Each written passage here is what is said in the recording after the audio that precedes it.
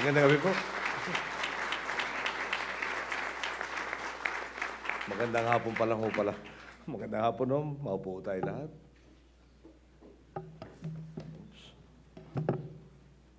Mr. Tessie Alarcon, Mr. Celestino Almeda, Mr. Carlo Parapara, Secretary Dito Rosario, Ambassador Quisha, Secretary Rojas, Secretary Carandang. Sensya na ho kayo, medyo naglulobat na ho yata kami natin. Abad, Purisima, Suliban, Ambassador Rubio.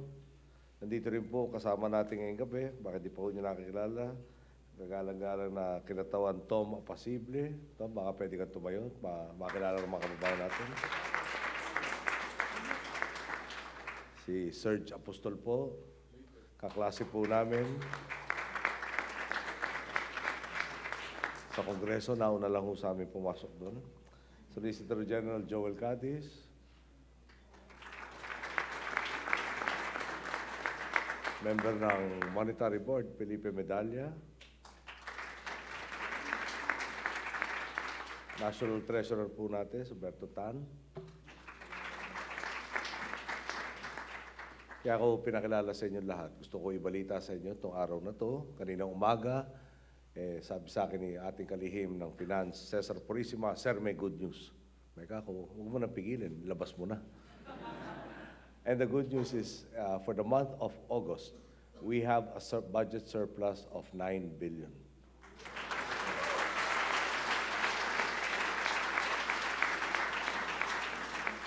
And like anything else, there's good news and bad news. So I asked, so what's the downside? The downside is we are very far from the programmed budget deficit, which means that there are certain quarters in our country that are saying we are underspending. Okay ba yan? Kulang ang ginagastos nyo. Ako kasi nung nag-aaral, parati ko naiisip, paano kaya natin babayaran lahat ng utang natin? Ngayon, baliktad na sitwasyon. Kailangan gumastos tayo dahil maiipit yung paglago ng ekonomiya kung hindi natin gagastusan. Mas maganda na huyat ang problema yan.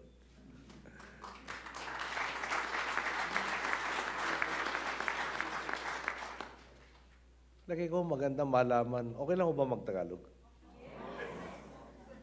Baka ho merong gustong magwaray kaya-kaya po ni Mr. Serge Apostol yan. Kung medyo mabagal-bagal ho ang kilos namin ng konti, pagpapasensya ninyo kami. Pangatlong araw namin po ito sa Amerika. Sa 3 araw na yun, 18 hours po yung aeroplano. San Francisco, New York, diretso po. At ngayon, pabalik na ho kami. Tapos ito, balik na kami sa airport, balik sa San Francisco, balik sa Maynila. At pagdating sa Maynila, para sulit naman po yung binabayad na buwis nyo, diretso na po kami sa mga meeting, sa mga naiwanang problema po sa bansa.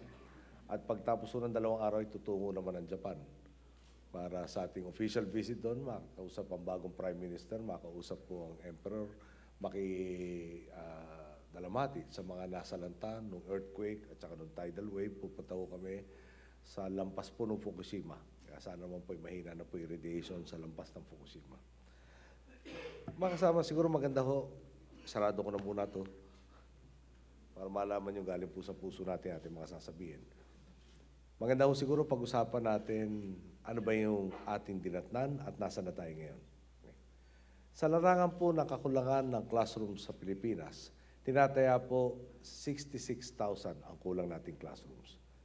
Multiply po niyan by 50, that gives you the number of students who are not given a conducive environment to studying. And that is if they have the opportunity to study. Okay.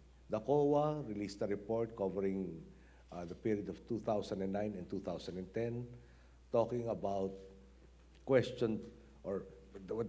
technical term is findings with regards to the autonomous region of Muslim Mindanao. Okay. Their findings, which indicate in questions about the disbursements, account for about 80% of the funds allocated to the regional governor. Okay. Let me repeat that, just to be clear, 80% of the public's funds are questioned. So what does that mean? In the State of the Nation address, I made a point to say, we have a student desirous of learning, wanting to imbibe the knowledge to be able to get a better job. Okay. He tries to attend the school, which unfortunately is a ghost school, waiting for the teacher ostensibly hired but doesn't exist, so cannot learn from the ghost teacher, and therefore the opportunities are nothing but imaginations. Yeah. So that was the situation that we found ourselves in. Where are we now? We hope to finish 11,000 of the 66,000 classrooms by December. That is the promise of Brother Armin, our Secretary of Education. But more importantly, in next year's term, for 2012, we are hoping to produce, in addition to the 11,000 that is normally appropriated by the budget, another 45,000 classrooms in 1 year from the PPP program. In short, in about 2 years' time, with a little luck, we are hoping that we will finish the 66,000 classrooms that we need to educate our young. So from a situation na hopeless to, I think, something that is very exciting, that in a third of the term you have afforded me, we will be able to address that problem. Siguro, pag-usapan natin isa pa, Conditional Cash Transfer Program. Okay. Ano po layunin nito? Meron po tinataya na 4,600,000 pamilya ang nabubuhay sa tinatawag na below the poverty line. Okay. Problema po, kung kaya lang pag-aralin yung kanilang mga anak, pagdating po ng high school, kalahati ng populasyon ng ating mag-aaral ay hindi na nakakapagpatuloy sa high school.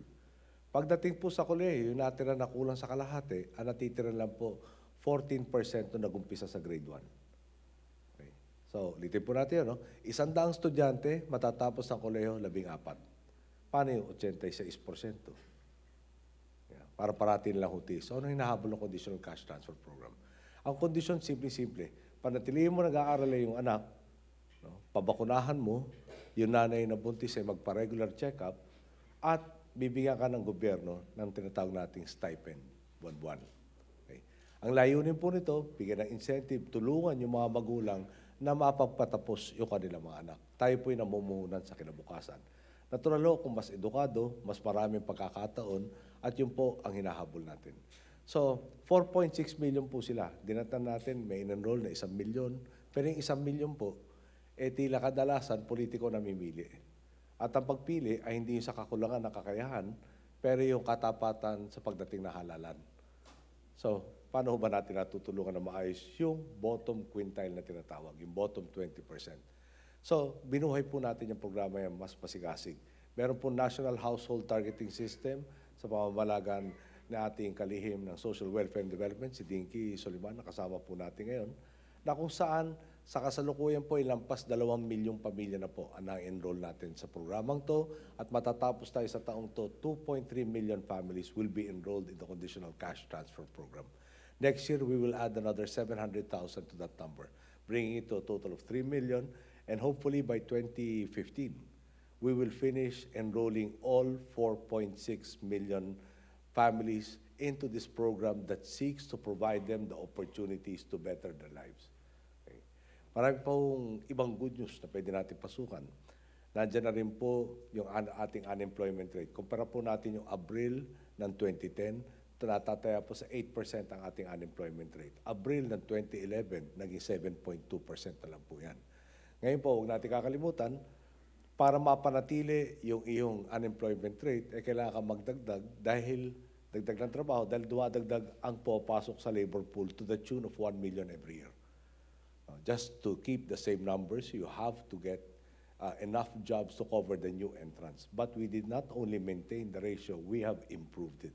Again, from 8% unemployment to 7.2% unemployment.